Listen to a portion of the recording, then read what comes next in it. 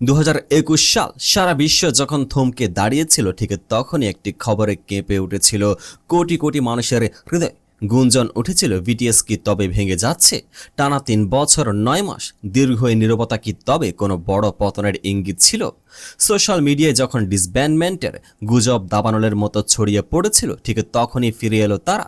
কিন্তু পর্দার আড়ালে আসলে কি ঘটেছিল? কেন খোদ বিগ হিট এর ভাইস প্রেসিডেন্টকে মুখ খুলতে হলো? আজ আমরা ফাঁস করব বিটিএস এর এই দীর্ঘ বিরতি আর তাদের নতুন মহাকাব্য এরেনাং এর পেছনের আসল রহস্য। ভিডিওটি শেষ পর্যন্ত দেখুন, কারণ শেষে এমন এক তথ্য আছে যা আপনার ধারণা বদলে দেবে। দীর্ঘ 3 বছর 9 মাসের বিরতি একজন শিল্পীর ক্যারিয়ারে এই সময়টা এক যুগের সমান। গত কয়েক বছর আর্মিদের মনে শুধু একটাই প্রশ্ন ছিল, আমাদের প্রিয় 7 জন ছেলে কি আবার একসাথে মঞ্চে দাঁড়াবে? ঠিক এই অনিশ্চয়তার সুযোগ নিয়ে একদল মানুষ ছড়িয়ে দেয় ডিসব্যান্ডমেন্ট বা দল ভেঙে যাওয়ার গুজব। কিন্তু তারা জানতো না, ঝড়ের আগের আকাশটাই সবচেয়ে শান্ত থাকে। এই নীরবতা ভাঙতে এবং সব জল্পনা উড়িয়ে দিতে সম্প্রতি দ্য জং এং এর মুখোমুখি হয়েছিল বিগ হিট মিউজিক এর ভাইস প্রেসিডেন্ট কিম হিউন জং। তিনি এমন একজন নারী যাকে স্বয়ং বাং পিডি বা বিটিএস মেম্বাররা অনুরোধ করে আমেরিকা থেকে ফিরিয়ে এনেছেন, আর তার হাতে অর্পণ করা হয়েছে বিটিএস এর ভবিষ্যৎ। ইন্টারভিউতে যখন তাকে সে কুখ্যাত গুজবের কথা জিজ্ঞেস করা হলো, তার উত্তরটি ছিল দেখার মতো।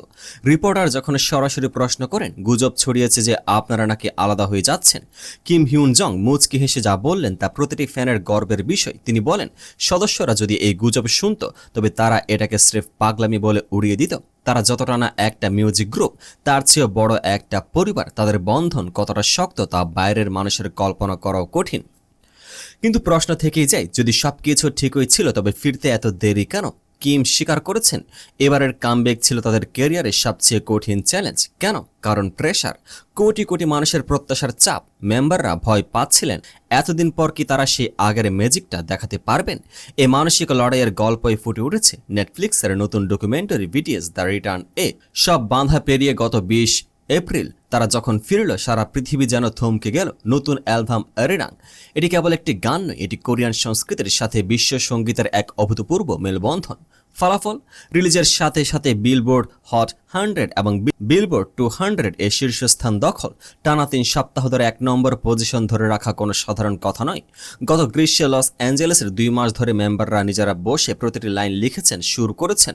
তারা প্রমাণ করেছেন যে বিরতি মানে হারিয়ে যাওয়া নয়, বিরতি মানে আরও শক্তিশালী হয়ে ফিরে আসা। বর্তমানে তাদের ওয়ার্ল্ড ট্যুর চলছে, যা কোরিয়ান কোনো শিল্পীর ইতিহাসে সবচেয়ে বড় এবং প্রতিটি শো চোখের পলকে সোল্ড আউট। তাহলে যারা বলেছিল বিটিএস শেষ হয়ে গেছে, তাদের জন্য উত্তরটা এখন পরিষ্কার। কিম হিউন জং এর সে কথাটি মনে করিয়ে দেয় যে সাফল্য মানে শুধু চার্ট টপ করা নয়, সাফল্য মানে ভেঙে পড়ার গুজবের মুখে দাঁড়িয়ে আরো শক্ত হাতে একে অপরের হাতে ধরে রাখা। বিটিএস প্রমাণ করেছে তারা শুধু ট্রেন্ড নয়, তারা একটা ইতিহাস। এরেনাং অ্যালবামের কোন গানটি আপনার সবচেয়ে বেশি প্রিয়, আর তাদের এই কামব্যাক নিয়ে আপনার অনুভূতি কি? কমেন্ট বক্সে আমাদের জানান। আর হ্যাঁ, বিটিএস এর ভেতরের আরো খবরাখবর সবার আগে পেতে চ্যানেলটি সাবস্ক্রাইব করে বেল আইকনটি চেপে রাখুন। দেখা হচ্ছে পরের ভিডিওতে। পেজটিকে ফলো করে পাশে থাকুন।